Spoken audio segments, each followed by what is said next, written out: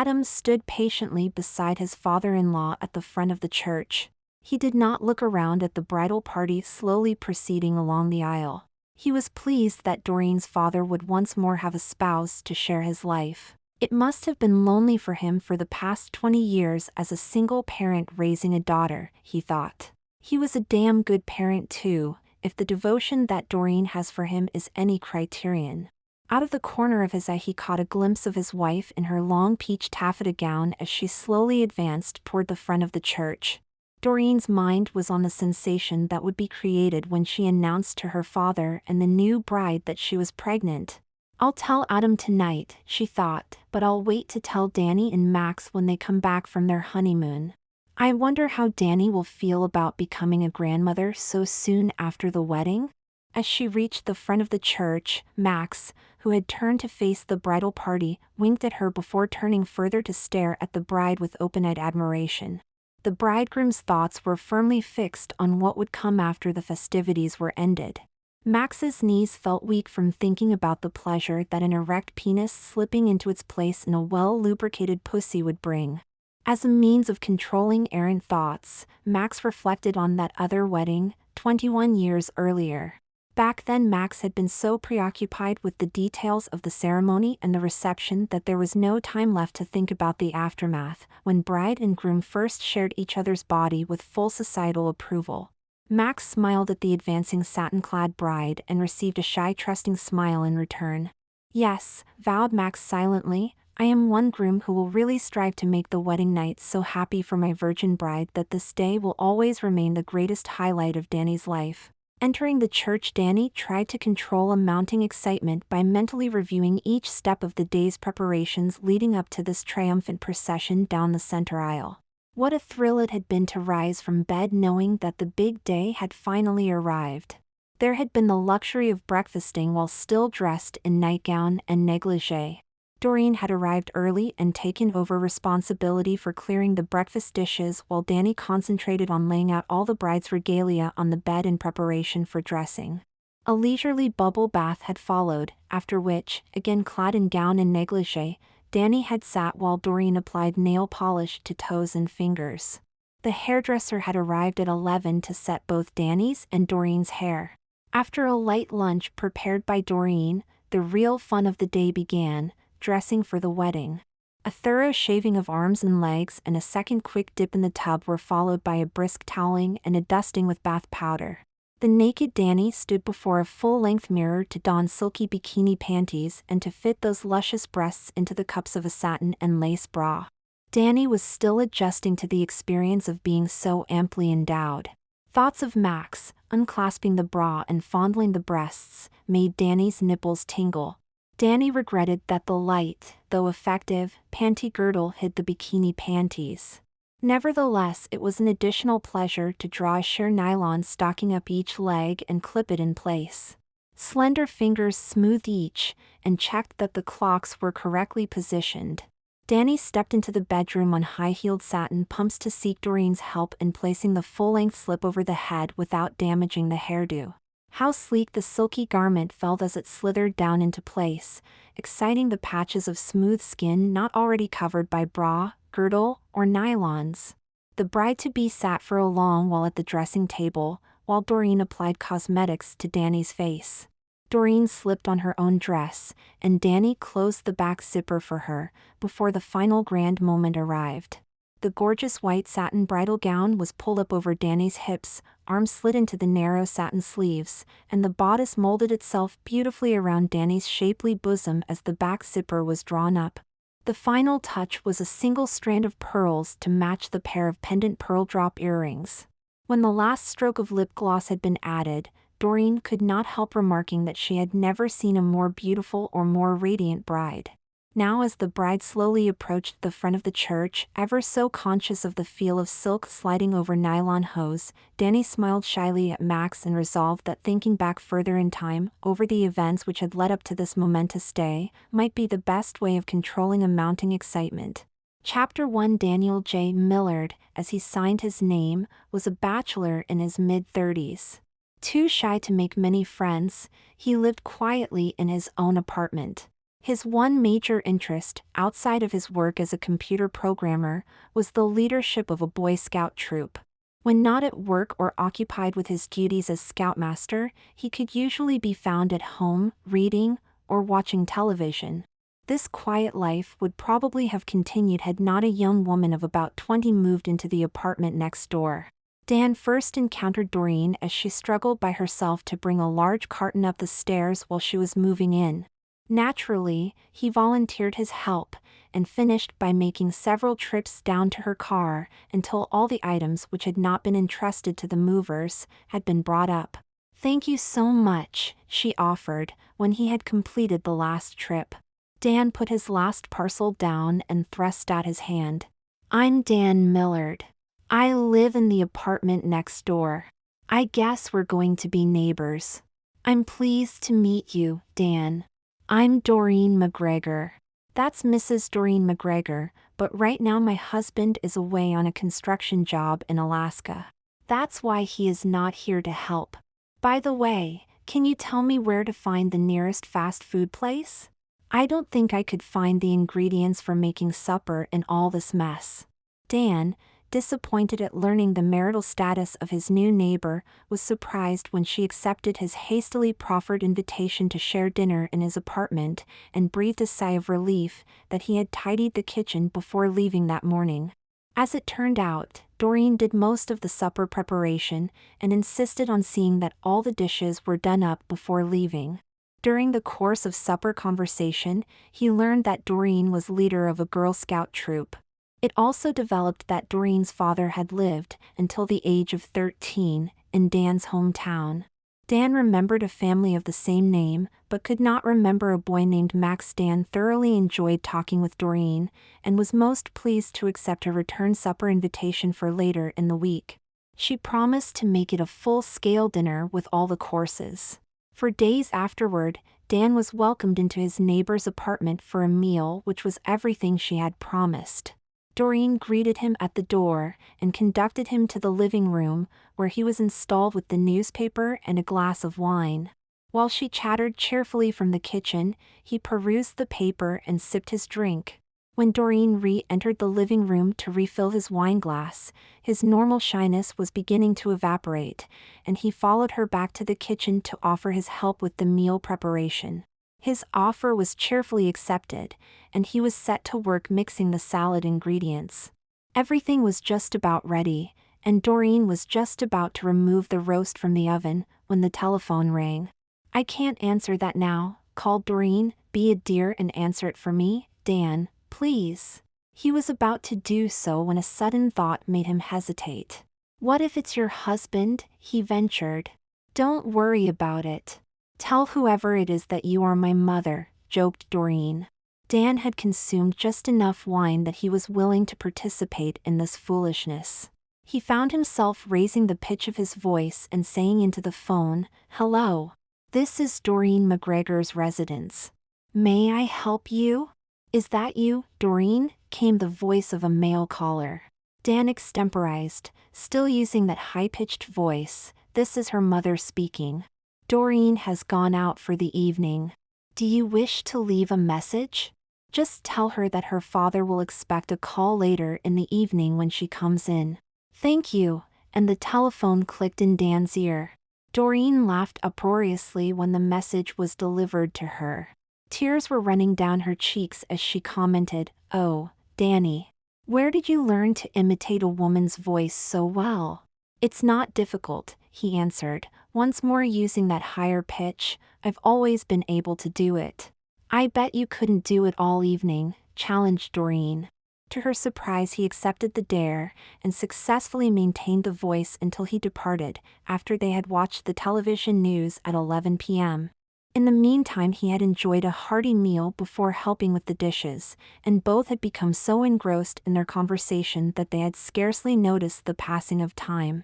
It was less than a week later that Dan accepted a request from Doreen that he attend a meeting of her Girl Scout troop, to act as a visiting tester for several girls who were seeking special badges. Dressed in his scout uniform, he joined Doreen for a quick supper in her apartment, before they set out in her car for the meeting.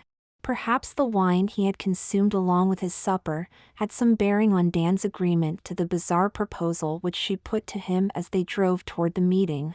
It took a brief stop at the side of the road to complete the necessary arrangements, and a dose of severe self-control on the part of both, to suppress the case of giggles, which almost disrupted her plot before it could begin.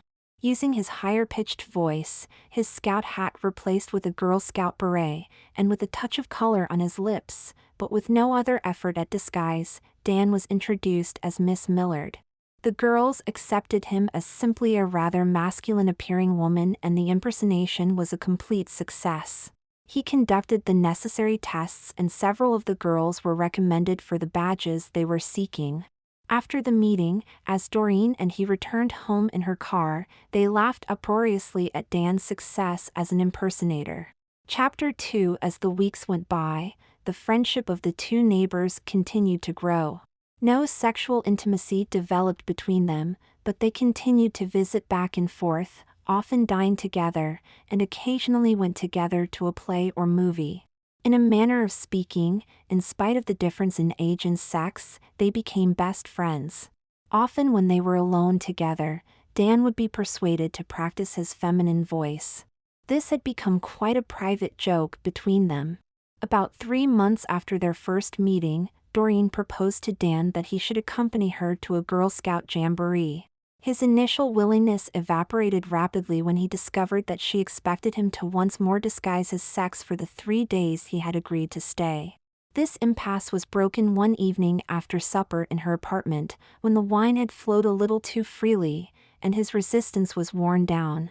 Thus, it was with great trepidation that Dan climbed into his friend's car one Saturday morning for the all-day drive to the jamboree site. He would have thoroughly enjoyed the pleasure of a whole day in Doreen's company, had it not been for the nagging doubts which bothered him about the role he had agreed to play for the next 3 days.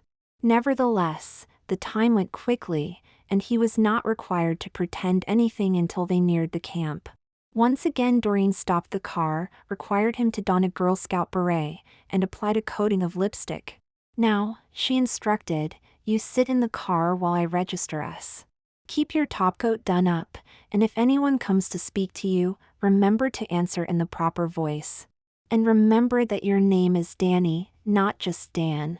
No one did speak to him, although the woman at the reception desk gave a wave of welcome as he sat waiting for Doreen to fill in the necessary papers. 5 minutes later they had parked the car and carried their bags into a small 2-bedroom cottage. Doreen insisted that one more preparation be made before Dan was permitted to slip into bed at 10 o'clock after a long tiring day. He was allowed to sit reading the weekend paper, while she devoted herself to curling his hair. That night he was forced to sleep with the curlers still tightly wound against his scalp. "It's your own fault," pronounced Doreen. "You could have let me do this before we started out this morning." He slept soundly in spite of the curlers. Shortly after 6, Dan was awakened by having his shoulders shaken. Doreen, wearing slippers and housecoat, stood beside his bed. "All right now. Off you go to shower and shave. We have a lot to do before breakfast. Don't forget to wear a shower cap." He reached for his terry cloth robe to pull over his cotton pajamas, and stumbled into the bathroom. When he emerged 15 minutes later, a now fully clad Doreen led him back into the bathroom to remove his curlers and comb out his hair. He made no response to her remark as she finished. "There, doesn't that look nice? I think you should wear your hair like this all the time." He did react strongly, however, when he saw what she had laid out on the bed for him to wear. "Why should I wear a brassiere? I don't have breasts. I didn't wear one at your troop meeting. That was different. The meeting was only short. The girls did not have time to notice how flat-chested you were. Hold out your arms while I fasten it in place." Reluctantly, he removed his robe and pajama top. He said nothing as she clipped the bra in place, and inserted a pad in each cup. "Now here are your panties. You can turn your back while you pull them on. I'm not going to wear those. I'll wear my own BVDs. They'll be more comfortable." He felt he had won a victory when she yielded to this demand, but as he turned back to face her he was handed a panty girdle, and ordered to put it on, to conceal any lump in his groin area. That done, he sat on the bed to pull on a pair of semi-transparent nylon knee-highs. His plea to wear his own navy blue socks was rejected. He complained further when he discovered that his slacks were to be stretch-knit pull-ons with an elastic waist and no flyer pockets, and again, when she insisted that a lacy nylon camisole be donned over the bra, before he could put on his uniform shirt. One final obstacle was encountered, when he discovered that she had replaced his scout uniform shirt with a similar one having the same badges, but cut in a woman's style and with buttons opening to the left. As a final touch, the shoes he was handed had wedge heels about 1.5 inches high. "Now come into the bathroom so I can fix your face," ordered Doreen, when he was fully dressed. There, after coloring his fingernails, she again ignored his objections as she plucked and trimmed his eyebrows. When the application of cosmetics to his face had been completed, she pronounced herself certain that no one could possibly guess his real sex. As he stared at his image in the full-length mirror, Dan had little doubt that she was right, even though he was feeling more and more apprehensive about the whole affair. His nervousness had not in any way abated as they made their way toward the dining hall for breakfast. He did remember to maintain the pitch of his voice, as those who shared their table introduced themselves, but he left most of the conversation to Doreen, though he smiled at the jokes, and answered pleasantly when directly addressed. Most of all, he was conscious of the glint of his fingernails as he buttered his toast or lifted his spoon to his mouth. The jutting mounds on his chest also caught his eye when he glanced down at his plate. Following breakfast, the group moved to the headquarters building, where they were to be greeted by the camp commander and given their working assignments, in readiness for the arrival of the various Girl Scout troops later in the day. Danny was greeted warmly by Mrs. Beatty, the camp leader, as he stepped forward to shake her hand. "So you're Danny, the computer wizard that Doreen speaks so highly of. I hope we will become better acquainted later today. Doreen made me promise to stop in at her cottage this evening." "I'm delighted to meet you, ma'am," was all Dan had time to mumble before she moved on to speak to the next in line. When the formalities had been completed, Doreen and Dan left to find their assigned working places and to explore the camp. Dan gained greater confidence as they received friendly greetings from other woman leaders they met, and either introduced themselves, or Doreen introduced Danny, if she already knew the persons. Gradually he relaxed, as he coped repeatedly with the standard questions. "Where are you from? What is your job in the camp?" etc. By noon he had loosened up enough to participate in the general discussions at the dinner table, and in the afternoon he no longer felt so self-conscious, as he took his turn at greeting an arriving busload and guiding them to their assigned camping area. Although his nervousness had more or less subsided by supper time, he still felt relief that after dinner he and Doreen had been excused from further duties, and could look forward to a quiet evening in their quarters. They had no sooner entered their cottage, however, when he was instructed by Doreen to quickly shave and freshen up. "We're having company for the evening," she announced. "You heard Mrs. Beatty say she is coming over, and besides her there will be a special guest whom I want you to meet. You get shaved now while I change to a dress," she added, as she closed the bathroom door behind her. 5 minutes later, he was just putting away the razor, as a knock came at the bathroom door. He opened it at once to find Doreen standing there, dressed in a pretty summer frock. Over her arm she carried a folded garment which she hung on the back of the door when she had stepped into the small room. "Off with your shirt and slacks," she ordered without pausing. She took them from him and hung them on the second hook behind the door. "Stand steady while I redo your makeup and freshen your lipstick." Dan stared mutely at the reflection of himself, in panty girdle and camisole top, as Doreen worked. Then he was ordered to slip into this housecoat. "Put your arms into the sleeves and do up the front zipper." The full-skirted baby blue satin gown fitted smoothly around his hips, waist, and bust as the zipper was drawn up. "That looks better on you than on me," commented Doreen, as she smoothed the collar and buttoned each wristband of the full-length sleeves. Dan continued to say nothing, as he was ordered into his bedroom, where he was told to remove his knee-highs and apply polish to each toenail. He had not completed this task when Doreen was called to the front door to admit the first guest. He was still waiting for the polish to dry when the doorbell rang again, and he could deduce from the sound of the voice during the welcome that this latter arrival was Mrs. Beatty. Chapter 3. Dan paused to regain his nerve, but then, stepping carefully in the open-toed satin slippers which Doreen had left him to wear, he shyly entered the living room to be introduced to the guests. Mrs. Beatty greeted him from her chair, but the other guest, a man, stood to be presented. "Danny, I want you to meet my father, Max Holden," announced Doreen. "Dad, this is my friend Danny. Please, just call me Max," said Mr. Holden as they shook hands. "Here, come and sit on the Chesterfield beside me," he added, taking Dan by the elbow and leading him across the room. He was about to sit next to the satin-clad impostor when Doreen interrupted to call upon him to set up the folding card table and chairs. In a few moments, all four were seated at the bridge table as the cards were dealt. Dan sat stiffly in his chair while they played, very conscious of the need to maintain the feminine pitch of his voice, even though he had successfully done so all day. He concentrated hard to keep his attention on the card game and on the conversation.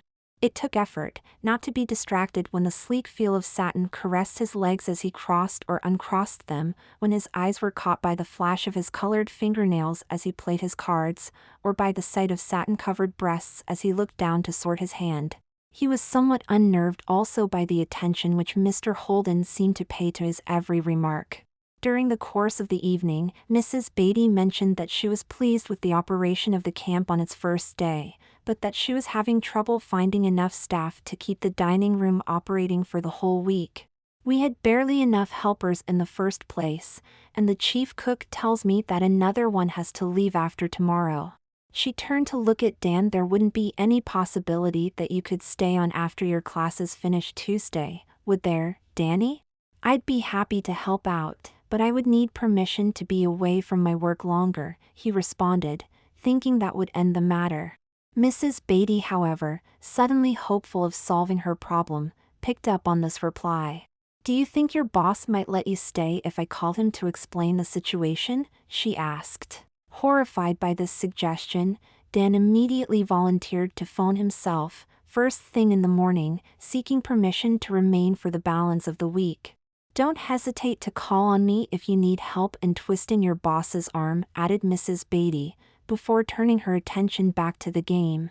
The guests departed about 10:30 p.m. after the final rubber. Mrs. Beatty's final words were, "I do hope you will stay on and help out, Danny. You would really be doing a great service to the whole camp." "I'll let you know by noon tomorrow," answered Dan. Doreen's father remained to say a few words to his daughter after Mrs. Beatty's departure. Before leaving, he turned to say good night to Dan. "It's been such a pleasure meeting you, Danny," he said, taking Dan's outstretched hand in both of his and squeezing gently. "I do hope to see much more of you." When the door had closed behind him, Doreen immediately added to Dan's confusion by saying, "Gosh, you sure made an impression on my father. I don't know when I've seen him so taken with anyone."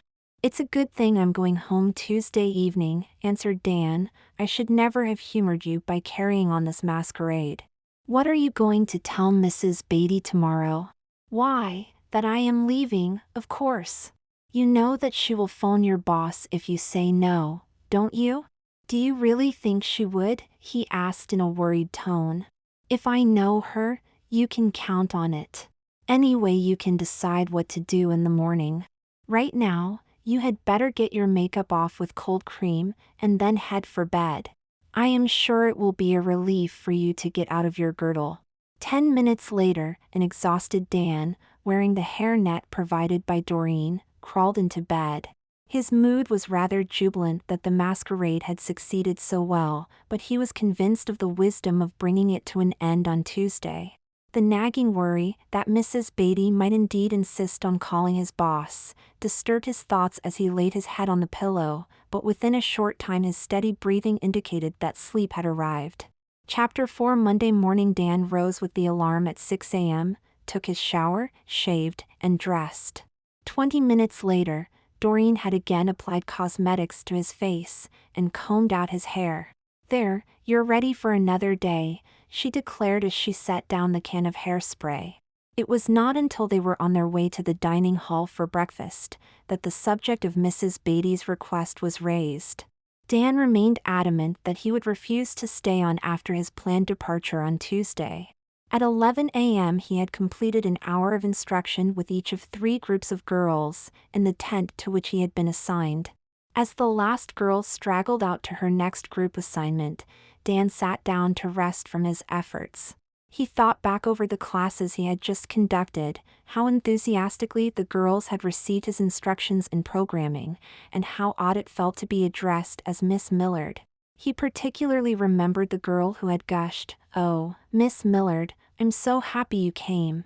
I want to become a computer programmer just like you." Just as he was about to rise to search out a cup of coffee, Mrs. Beatty entered carrying 2 cups already prepared. "Good morning, Danny," she called out. "I'm sure you must be ready for a coffee by now. Would you like 1 or 2 lumps of sugar?" They had been sitting for only a moment when she brought up the subject of him remaining to help out for the balance of the week. "Why don't we go over to the office as soon as we finish our coffee and you can call your boss about staying on? Then, if he objects, I can put in a word about what a public service you are performing." "I'm sure that won't be necessary," answered Dan, suddenly terrified at the thought of his boss learning of his masquerade as a woman. "I can just claim some of my accumulated holiday time." "Oh, good. Then you will stay on," enthused Mrs. Beatty. "Yes, I guess so," responded Dan, unable on the spur of the moment to come up with a plausible excuse for refusing. "That's wonderful. And I'm sure the girl who told me she was so impressed with you will be pleased too. No doubt she will be after you, in your spare time, to give her more advanced instruction on computers." Dan carried on in his assumed role successfully for the balance of the day. After lunch, he accompanied Doreen back to the cottage to have his makeup freshened. Then it was back to the tent to meet 3 more groups of girls for computer instruction. Miss Millard was becoming quite used to this novel role of lady instructor. Supper was followed by another renewal of Danny's facial makeup, after Doreen had insisted that a fresh shave be taken to guard against 5 o'clock shadow. Then they joined the whole of the camp for an outdoor sing-song and bonfire. It was on the return to the cottage about 9:30 p.m. that Dan finally told Doreen he had agreed to stay on. "Well, that's a surprise," exclaimed Doreen. "I'm not sure you know what you're letting yourself in for, but I guess we will manage." "What do you mean?" asked Dan, but just then they both noticed someone sitting on the step of their cottage. "Why, it's my father," cried Doreen. "What does he want at this hour?" Mr. Holden quickly explained that he had come over to invite the 2 girls to a movie Tuesday evening. "We can't go Tuesday, but Wednesday would be fine," Doreen answered without consulting Dan. "We have too much to do on Tuesday night." "Then you have decided to stay longer as Mrs. Beatty requested," Mr. Holden said to Dan. "Yes," she was very persuasive. "I guess it won't hurt me to help out." "Well, I am very glad to hear it. It will give me a chance to get to know you better. Till Wednesday night then," he added as he turned to leave. Dan found his duties on Tuesday less of a strain than he had experienced Sunday and Monday. Dressing, combing his hair, and making up his face went more quickly than before and required less help from Doreen. Without telling her, he substituted the lace-trimmed nylon panties for his BVDs. Walking over to the dining hall for breakfast, his step was springy on his wedge heels, and he no longer had to be reminded not to let his shoulders slouch in his effort to make his false breasts less noticeable. Wearing a bra and falsies was beginning to seem quite natural. With the confidence he had gained in using his higher-pitched voice, he felt quite comfortable being perceived as female and fulfilling his assigned role. His complacency was shattered, however, in the afternoon, when Mrs. Beatty stopped by, between classes, to advise him of his new assignment and bearing a box containing the required costume. He could think of nothing to say, as the nylon uniform was held up against him to verify its fit. His mind remained in a turmoil for the balance of the afternoon, as he contemplated himself serving tables in the dining hall, while wearing a mini-skirted dress. How could he possibly appear in public, with legs bare above the knees? "What am I going to do?" he asked Doreen when he finally had an opportunity to confide in her, as they walked together back to the cottage after supper. She showed no sympathy. "Well, you did volunteer, you know. You'll just have to endure it. But I didn't expect to wear a skirt. That's why I refused my dad's invitation to a movie this evening. We will have to get you ready for tomorrow." Doreen lost no time in getting down to business when they re-entered the cottage. As soon as the door closed behind them, Dan was ordered into the bathroom. "Take off your slacks and shoes and stockings," he was told. Moments later he was ordered to stand on the toilet seat while she proceeded to shave his legs. "You certainly have attractive gams," she commented as she worked. "I notice your BVDs in the laundry pile. Does that mean you decided to wear the panties I brought?"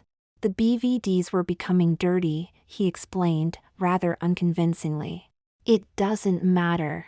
I'm glad you changed. There, that seems to do it. Now, off with your shirt and camisole and you can sit down again."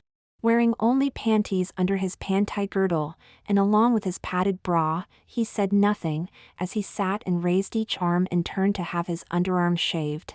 He hastened to refasten his bra after she had also shaved the few hairs growing on his chest. He felt rather naked during the short time he was without it. "Now let's go into my bedroom so I can teach you how to put on pantyhose," she said, as she put the razor back on its shelf. Moments later, he found himself seated on the edge of her bed, following directions to work his thumbs into the toe of each foot, before drawing the hose up each clean-shaven leg. As he stood up to draw them around his waist, he was told to take them off and start over. "You'll be more comfortable if you wear your girdle over your pantyhose," advised Doreen. "Don't your legs feel smooth now?" she asked when he had complied.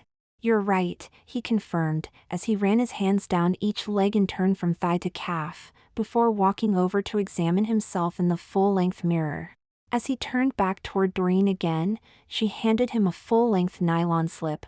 "Here, put this on over your head, so I can see how it fits. It's lucky that I packed one dress. I hadn't counted on having to find underclothes for you to go with a skirt."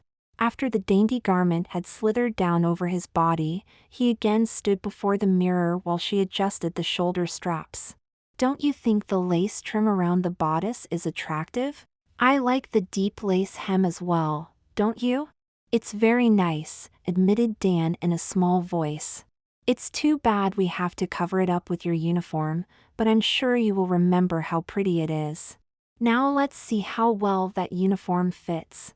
The lemon-yellow waitress costume with its narrow skirt, short sleeves, and high neckline came to just above his knees.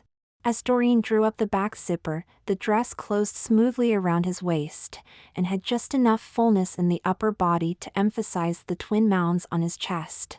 "Well, you certainly look the part anyway," she commented, as she tied the white nylon apron in place around his waist. "Waitresses usually wear laced Oxfords with Cuban heels, but I guess you can make do with those wedgies you have been wearing. Oh, and we had better trade watches. Your man's watch looks too bulky on your bare arm." After a short lesson on smoothing his skirt under his bottom when sitting down, and keeping his knees together while seated, Dan donned the cardigan sweater which he was handed, and the two went for a quiet stroll around the camp. Along the way, they met several fellow leaders, each of whom expressed pleasure that Danny would be staying on for the balance of the week. No comment was made about the mini-skirted legs of which he was so conscious, particularly as the cool night air seemed to swirl about his nylon knees. By 10 o'clock they were back in the cottage preparing for bed. The alarm was set for 5:30 so that Danny could report for duty in the dining hall before the first breakfast sitting. Chapter 5 later, Dan would remember that first morning as a turning point in his life. At the time it seemed an exquisite form of torture, as the attractively made-up, latest addition to the dining room staff reported for instructions, then joined the other waitresses for a quick cup of coffee. In spite of the rush as breakfast was served, he continued to be conscious of his long nyloned legs displayed for all to see, while he hurried back and forth. The fact that no one showed any reaction to his mode of dress, and that all remarks addressed to him were either requests for service, or expressions of pleasure that he was staying on for the balance of the week, helped to keep him calm. By 9 o'clock, with breakfast duties completed, he sat with the other waitresses to complete his own delayed breakfast. It was with a sense of relief that he refused an invitation to go walking with several others, and instead, returned to the cottage to spend his 2 hours of free time resting his tired feet.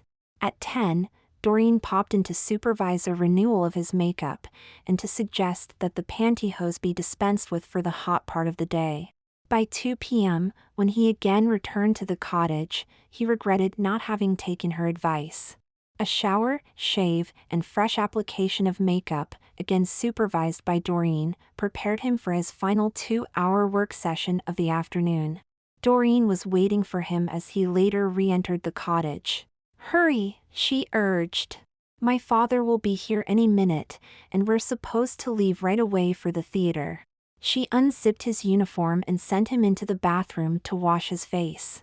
Then, still dressed in his lacy slip, he was seated at the dressing table in her bedroom to have his face made up once more, this time with pancake makeup and all the trimmings, even mascara. He stared incredulously at the beautiful countenance reflected from the mirror. "Now we'll slip my green dress on you," he was told. "But I can go in my shirt and trousers," he protested, noting that although attractively made up, Doreen was still clad in her Girl Scout uniform, and you need your own dress. "There isn't time for you to change now, so hurry up," she urged, and before he could protest further, she began to slip the dress over his head. "Now stand still while we do up the belt and zipper." Just then the doorbell rang and she went to welcome her father into the living room, then returned to add a necklace and clip-on earrings to Dan's costume. Max stood as his daughter led her friend back into the living room. "Oh, you look just ravishing tonight," he exclaimed as he caught sight of the skirted Dan. "I'll be very proud to escort you into the theater." The latter felt an embarrassed blush rise to his cheeks, though it didn't show through the pancake makeup, before he managed to reply. "Why, thank you, kind sir. You are most complimentary," and to his own surprise added, "and you do look handsome yourself." "Now, where's your coat?" asked Max. "We'll have to hurry to catch the first feature." "I'll get it," answered Doreen, and stepped to the closet to bring it back.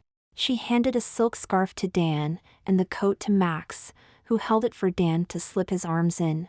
"Where's your coat, Doreen?" asked Dan, realizing that she would now be left to wear his mannish topcoat. "Oh, didn't I tell you, Danny? I won't be able to go," she answered. "Mrs. Beatty asked me to help out this evening. But I'm sure you two will have a pleasant time. Here's your purse and gloves now.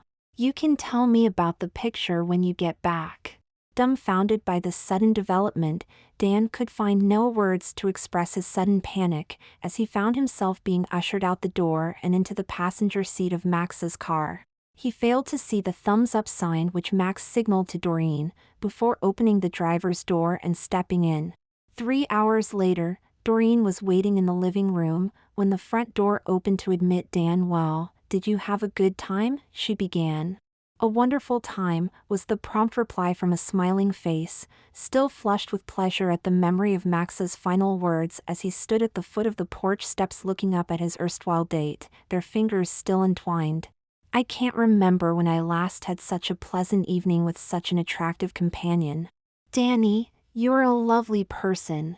Remember now, I'll pick you up Friday at 2 to take you downtown for your shopping. Thank you again for a lovely evening," he had added, bringing his companion's gloved hand to his lips, before turning to walk back to his car. Dan had stood with one hand on the doorknob, watching as he drove off. Now a frown crossed Dan's face, as the implications of the evening began to sink in.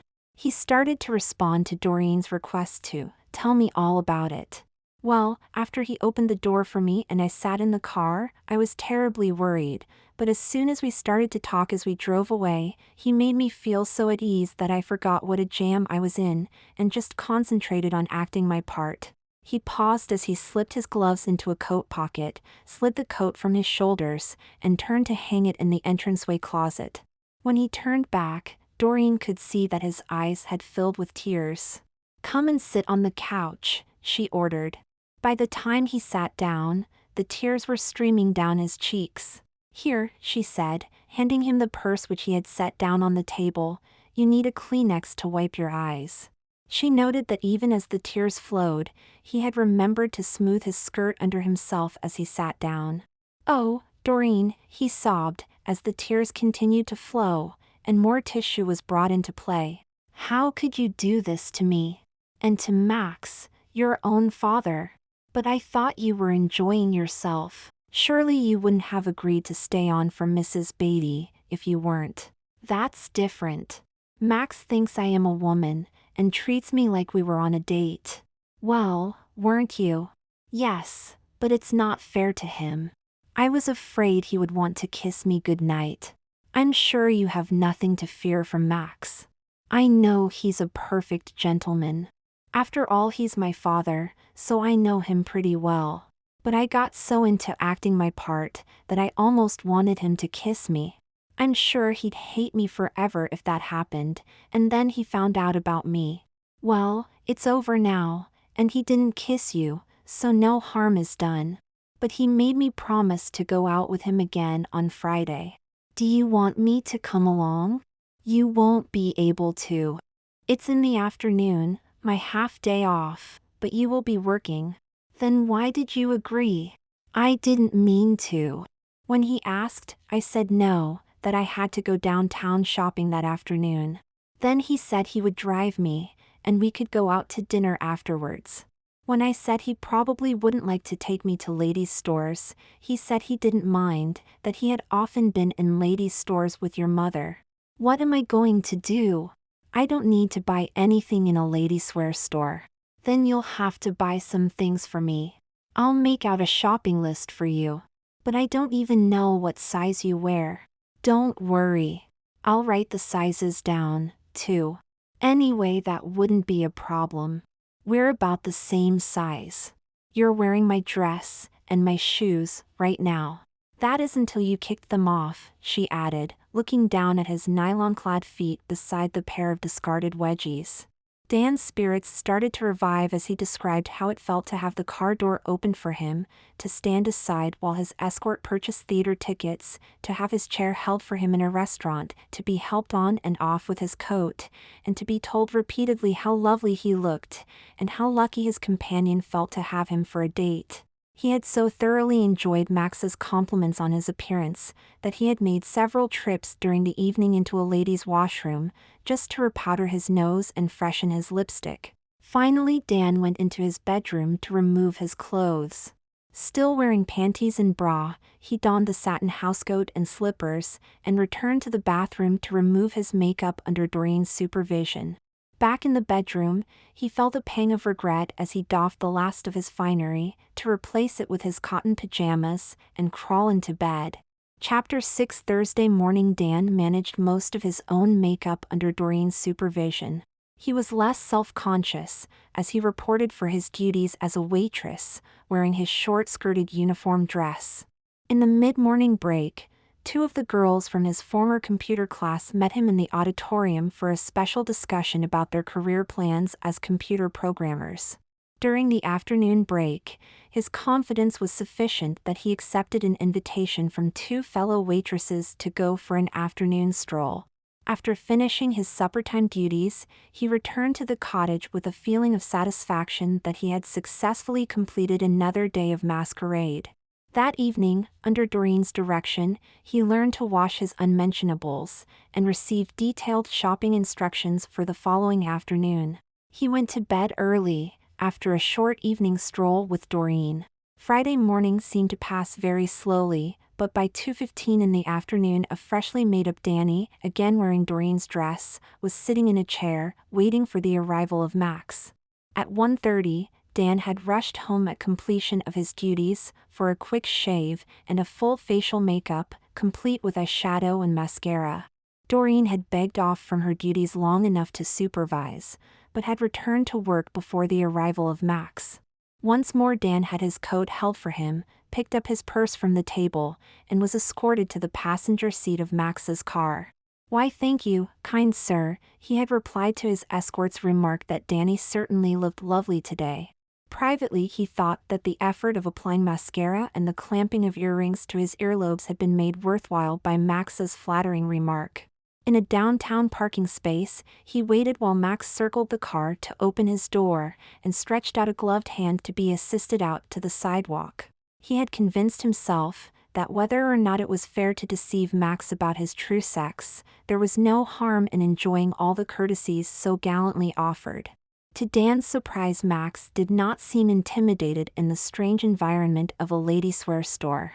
If anything, he was more self-possessed than Dan, who was dependent on his disguise to calm a feeling of panic. Instead of waiting just inside the door, Max stood at his side as he examined a rack of lace-trimmed nylon slips to make the selection specified by Doreen, and willingly offered an opinion when consulted as to which was prettiest. In a relatively short time, Dan had, with the help of a sales clerk, selected 2 each of bra, panties, pantyhose, and girdle. An additional pair of pantyhose was added when Max commented that he liked the clocks displayed on the legs of a mannequin. "I'll think of you when I wear them," Dan remarked as he was removing his charge card from his purse. As he signed the bill, he thought how lucky it was that only his initials, and not his full Christian name, had been printed on his credit card. Max carried all the parcels as they trekked back to the car to deposit them in the trunk. Then it was back to another store to carry out Doreen's instruction to buy a dress. "Be sure to ask Max's opinion," she had said. "He has very good taste. I'm sure I would wear anything he thought was nice." Together, they looked through the racks of dresses to select those that should be tried on. 5 times Dan went into the dressing cubicle to change, and 5 times Max was not satisfied when he reappeared for inspection before the shop mirror. They left that store without making a purchase, and repeated the process in 2 more stores, before Max and Danny were finally in accord that a yellow jersey was just exactly right. 2 different shoe stores were also visited before they settled on a pair of black pumps with medium heels. Dan managed them well in the store, but was afraid to wear them directly out on the street, because the heels were considerably higher than those to which he had become accustomed. All in all, Dan found the experiences of the afternoon and evening so exciting that he was scarcely conscious of the passage of time, and was surprised that it was after 11 when they arrived back at the cottage. They had continued shopping until late afternoon, dined in a fancy restaurant, and attended a concert for the balance of the evening. It took both of them to carry all the parcels from the car into the cottage. Then Max returned to the car to fetch a package which Dan had not seen before. Max stood just inside the door as he proffered the parcel to Dan. "Here's a little present for you, Danny," he said, "but you are not to open it until you are ready to go to bed." "Oh, Max, you shouldn't have," exclaimed Dan, as Max leaned forward and planted a light kiss on his forehead. "Remember, not before bedtime," repeated Max, as he turned and slipped out the door. As the door closed behind him, Doreen, already dressed for bed, came into the room. "Why, Danny," she exclaimed, "what's happened to your ears? You've had them pierced." Sheepishly Dan reached up with his hands to feel the neat gold studs now decorating each earlobe. "I didn't know what to say when Max suggested it. If I had refused, it would have seemed that I was afraid, and I didn't want him to think that." He paused for a moment before adding, "I'll take the studs out and let them heal on the way home." Doreen smiled and suggested that he hang up his coat and show her his purchases. When they had all been laid out and she had given her approval for each, she insisted that they be placed in the dresser in Dan's room, and the dress hang in his cupboard. "Now it's time to open your present," she declared. "Let's see what Max bought you." "But he said not before I'm ready for bed," protested Dan. "All right then. You can strip down to your underwear and put on your dressing gown and slippers, while I go and dispose of the wrappings from your shopping. But I want to be here when you open your present. Dan dawdled over removing his dress, slip, girdle, and pantyhose, but at last he donned the blue satin housecoat and slippers, and stepped into the bathroom to remove his makeup. He returned to find Doreen sitting on the edge of his bed, waiting for the present to be opened. "Isn't it beautiful?" she enthused, as he withdrew a full-length baby blue satin and lace nightdress from its box and held it up. "It matches your gown perfectly. Hurry up and try it on." She unzipped the front of his dressing gown and held it as he slipped it off. The silken nightdress slipped over his head and slithered down over his body. "Now tie the 2 drawstrings at the back of your waist," she ordered. "Now come and look at yourself in the mirror. Don't you look elegant? And won't this feel delicious as you lie in bed tonight?" "But I can't go to bed like this," protested Dan, suddenly feeling a sense of guilt at his masquerade. "I didn't agree to anything like this when I consented to help out at the jamboree." "Stop being such a stick in the mud. You know you have enjoyed every minute of it. Why else would you have had your ears pierced?" She stepped over to the bed and folded down the top cover. "Put your hairnet on now and crawl in." When Dan meekly complied, she tucked the cover around him, followed her father's example by leaning over and kissing him on the forehead, switched off the light, and left the room. Dan, his mind in a turmoil, lay awake for a long time. The soft touch of his silken gown, and the sensitivity of his studded earlobes, kept him sensually aware of all that had happened in the past few hours. Strangely enough, he realized that he felt really attracted to Max. "I mustn't think that way," he admonished himself. "He would only hate me if he really knew that I am not a woman." Max's face continued to haunt him in his dreams. Chapter 7. On Saturday, the last day of the jamboree, Dan was not required to return to his waitressing duties until lunchtime, so he rose late, had a leisurely shower and shave, put on a fresh bra and panties under his nightdress, and lounged about in his satin robe and slippers. He felt a sadness that this would be the last day of his impersonation. Tomorrow, he would have to dress as himself for the drive home. As he checked himself one last time in the mirror before leaving for the dining room, his neatly made-up face reflected the skill he had acquired over the past several days. Pleased at his image, he thought how the gold studs in his pierced ears seemed to give his face a final touch of authenticity. Somewhat ruefully, he recognized that on the morrow he would revert to his own drab appearance. Like Cinderella, no doubt, he told himself, and resolved to thoroughly enjoy the remainder of his time as the make-believe Danny. That afternoon, buses began to depart, taking the various Girl Scout troops back to their homes, so that by supper time only the leaders who had been present the previous Sunday morning remained. As they left the dining hall saying tearful farewells to their friends from camp, quite a few came over to offer Danny a hug and a kiss on the cheek, and to express a wish to see her again at next year's jamboree. It was after 8 when he returned to the cottage, after finishing his own supper, and helping in the final tidying of the dining hall and kitchen. He did not object strenuously when Doreen insisted that the new dress be donned, after she helped him out of his waitress's uniform. "I've been waiting all day to see what it looks like on you," she explained, as they prepared to walk over to Mrs. Beatty's office to return the uniform. The two made an attractive picture as Doreen, in her flowered dress, and Dan, walking for the first time in high-heeled pumps, made the short walk to complete this errand. Mrs. Beatty was effusive in thanking Danny for having taken the extra time to help make the jamboree a success.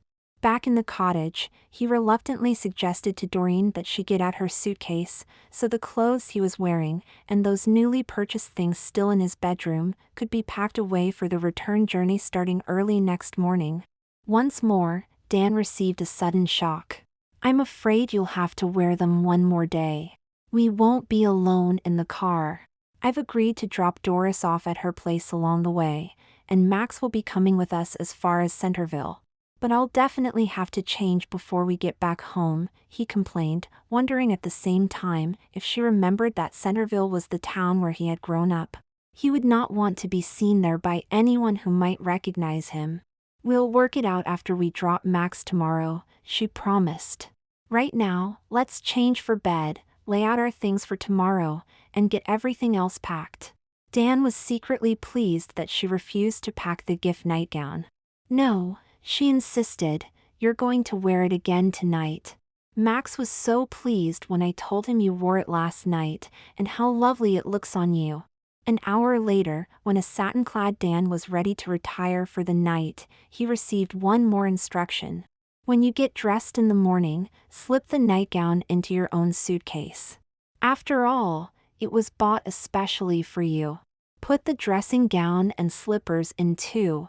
I'm making you a present of them for being such a good sport all week." Dan awakened slowly, his mind lingering over a just-completed dream in which he saw himself strutting at the front of a band, twirling a baton. As he stirred, awareness of his silk nightdress returned, and as his eyes opened, pink fingernails caught his attention. He sat up slowly and swung his legs over the side of the bed. The satin skirt of his gown draped smoothly over his knees. His feet slid into satin slippers, pink nails showing through the open toes. He stood on his high heels, reached for his dressing gown and drew it on, covering his bare arms and the lace trim around his false breasts. It took him 10 minutes to shower and shave, before he returned to the bedroom to dress. Lace-trimmed silk panties, a fresh satin and lace bra, pantyhose, girdle, full slip, and black pumps quickly replaced nightgown, robe, and slippers. These were added to the waiting suitcase along with his razor and shaving soap. He was sitting at the dressing table making up his face, when Doreen came into the room, already fully dressed. She said nothing until he turned to ask if he had done a good job. Reassured, he accepted her help in zipping up his new yellow dress. He sat again, while she fluffed up his hair with a comb and applied hairspray. With the addition of a necklace, he was ready to help load the bags into the car trunk. Following a last check inside the cottage, he emerged from the door one final time with a coat draped over one arm and a purse clutched in his other hand. His step was light and his head held high as he paraded down the short walk and took his place in the front passenger seat. Doris was quickly collected, her luggage placed in the trunk, and she took her place in the back seat. It was Dan who delivered the keys into the camp office and smiled a goodbye to the clerk through pink lips. His heels clicked on the cement as he returned to the car, and a gentle breeze swirled his skirt around his knees. At a suburban house, Max was waiting for them and came out to get in the car without anyone having to go to the door. At the fast food outlet where they stopped for breakfast, and later in the car when Max had taken over as driver, with Doreen moved to the back seat, Dan, to his delight, found himself once more the focus of Max's attention. He responded to compliments about his appearance, with praise for Max's driving ability. Then, to divert conversation away from himself, he began plying Max with questions about the latter's background, based on the theory that the way to keep a man happy is to keep him talking about himself. Doreen whispered to Doris that the two in the front seats seemed to form a mutual admiration society. After Doris was dropped at her home, Doreen continued alone in the back seat, happily contemplating how pleased her father seemed to be made by Dan's company. She realized, too, how much Dan was enjoying the role he had been playing all week. Chapter 8. At Centerville, Dan's complacency was replaced with an intense nervousness when Doreen asked for time to make a purchase at the local mall, and Max decided to use the opportunity to show Dan the home where he had lived as a young child. Dan sat rigidly in his seat as they drove slowly down a tree-lined street and pulled up to the curb near a large old house set well back from the street. "Doreen tells me that you remember Maxine Holden," began Max, as he turned the key off in the ignition. "Why, yes," admitted Dan. "She was a little older than me, but I liked her a lot. I was very sorry when she moved away. Let me tell you about Maxine. It's a rather long and complicated story, and I want your promise that you will not interrupt before I finish." "Do you promise now?" "All right," assented Dan. "We moved away when Maxine was 13. She was always something of a tomboy, but by the time she was 18, Her mother had convinced her that she should act more ladylike, and before long a boyfriend appeared on the scene. The romance went so quickly that at 18 and a half, she was married, and by 19 and a half a baby was born, much to the displeasure of her husband, who turned out to be very selfish and self-centered. By the time the marriage was 6 months old, he had begun to beat her. Perhaps he would not have dared, had she not been pregnant, because she had always been fairly husky, and quite capable of fighting back. But fear for the safety of her unborn child kept her from defending herself with her fists. By 6 months after the birth of the baby, she had made up her mind that she would leave her husband when the baby was a year old. That decision was taken out of her hands when he moved out a month later. They have since been divorced. Maxine moved in with her parents since he had disappeared and sent no support money. With only a high school education, the best she could do was work as a waitress, and this did not even provide enough money for her to move into her own apartment and pay a babysitter. The baby was 6 years old before she finally saved enough to move to her own place. I'm sure you will be interested in how she managed it. One day she saw an ad for laborers at the steel plant at Rexvale. The pay was 4 times what she was making as a waitress, even counting the tips. In those days, there was no chance that a woman would be hired for physical labor, so she decided to disguise herself. She got some men's work clothes, bound her breasts in tightly, got a short haircut, and applied for the job. Very much to her own surprise, she was hired, and equally to her own surprise, she had no trouble handling the work. For a whole year, she lived a double life, working during the week as a man, and becoming a woman again during the weekend to be a mother to her daughter, who had remained in the care of the grandmother. But 2 things conspired to bring this state of affairs to an end. For one thing, she wanted her daughter to live with her. For another, she was getting along well on her job and could expect a promotion soon. The problem with that was that she would have to work near the blast furnaces, in the kind of heat where men wear either nothing on top, or at the most, a cotton undershirt. Maxine worried about this for a long time, but finally she reached a decision. She took a month's leave, and had a breast reduction operation. When Doreen moved to Rexvale to start grade 2, it was her father who took her to the school to enroll, and her father who picked her up each day from the babysitters. Dan, so nervous at first of being recognized in the car, then forgetting himself as he became absorbed in the story, now could contain himself no longer. "Then you are Maxine, and Doreen is your baby?" he burst out. "You're really her mother, and not her father." "I guess you could say I am both," smiled Max. "Anyway, she has called me Dad ever since that time." "But she knows perfectly well that you are her mother?" "Of course.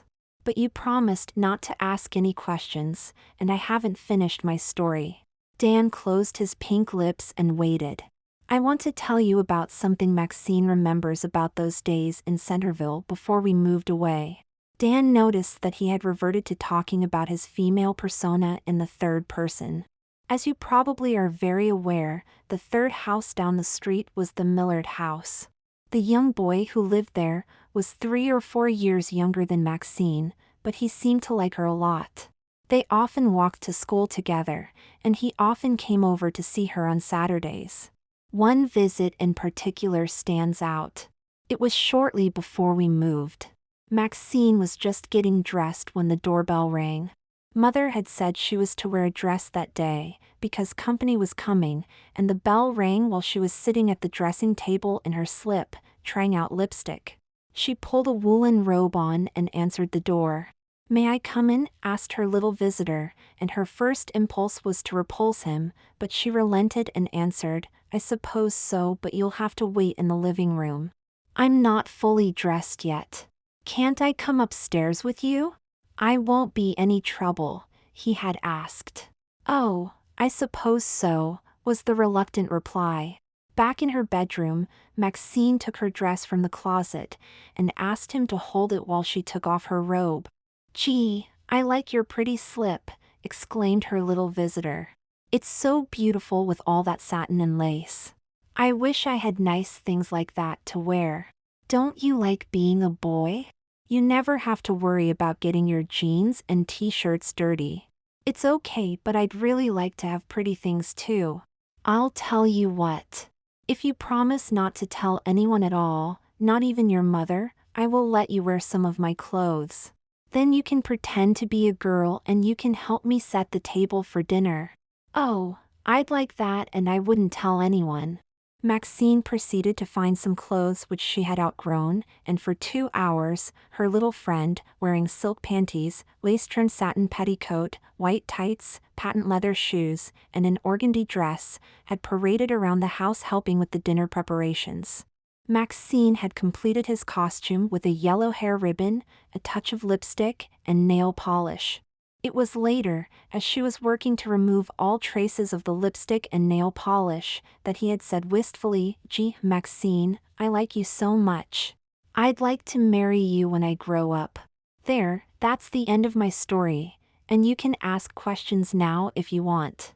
Oh, just one more thing, I've often thought back to that little boy's proposal during the years since Doreen started school, while my masquerade has prevented me from having a normal relationship with a man.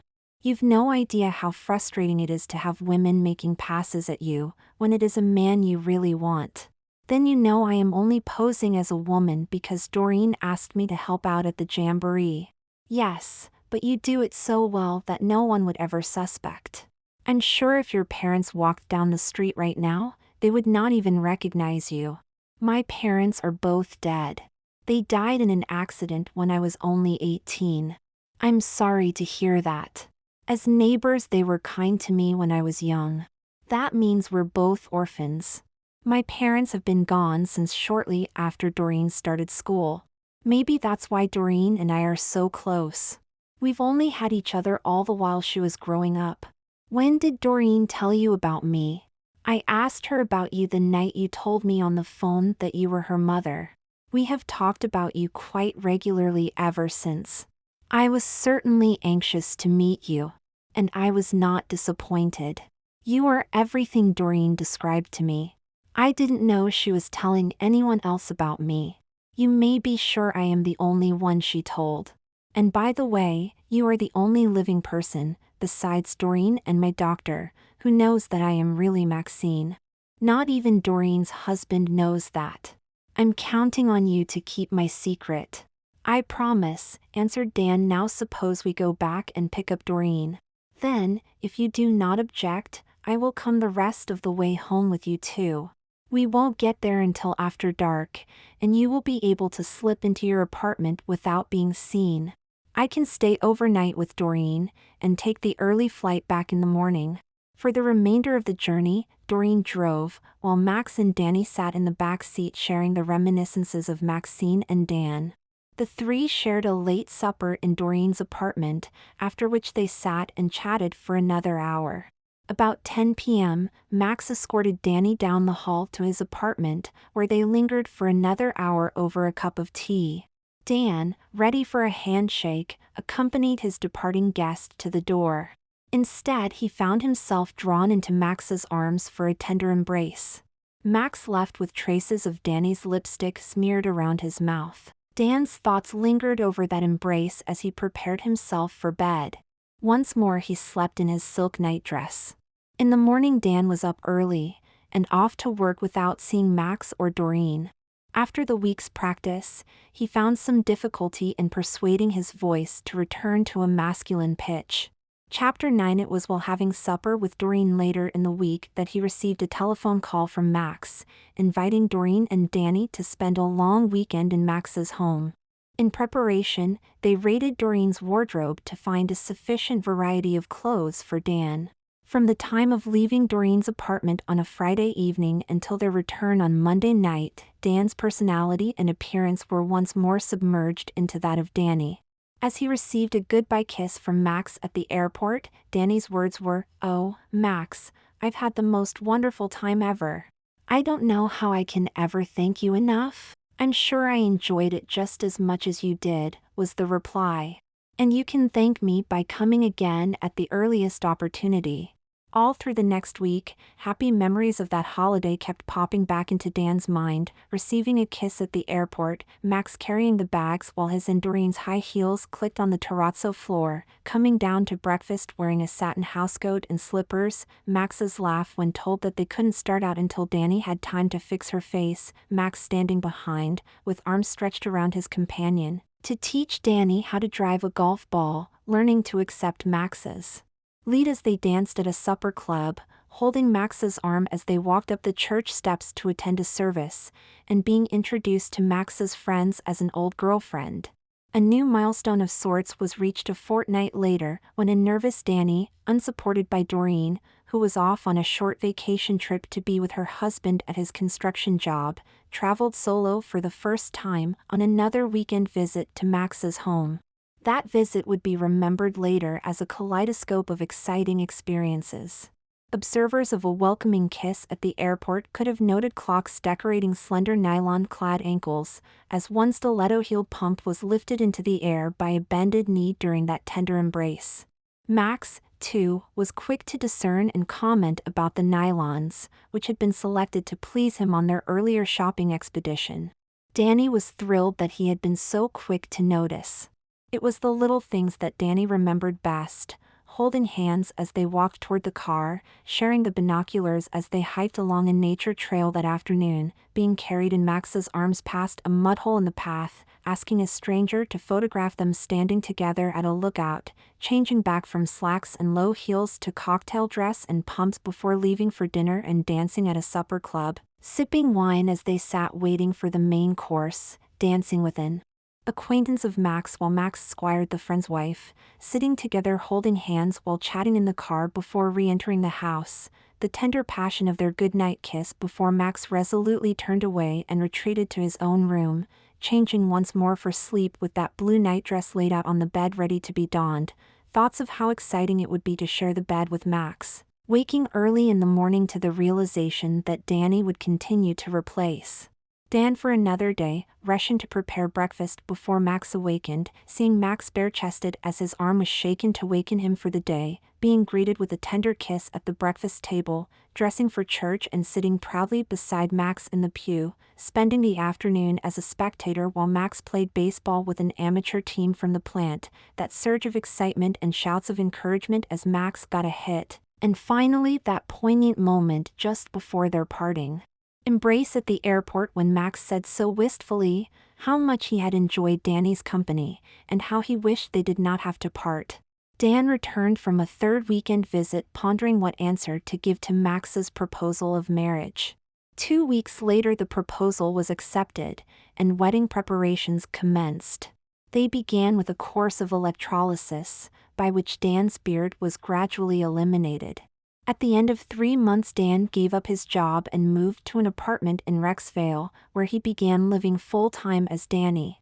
Regular appointments were kept with Max's doctor, who arranged for a series of injections, which resulted in some enlargement of his hips, and finally in the development of a luscious pair of breasts, while at the same time preserving his male libido. The wedding fulfilled that long-ago wish of the young Danny to marry his admired Maxine.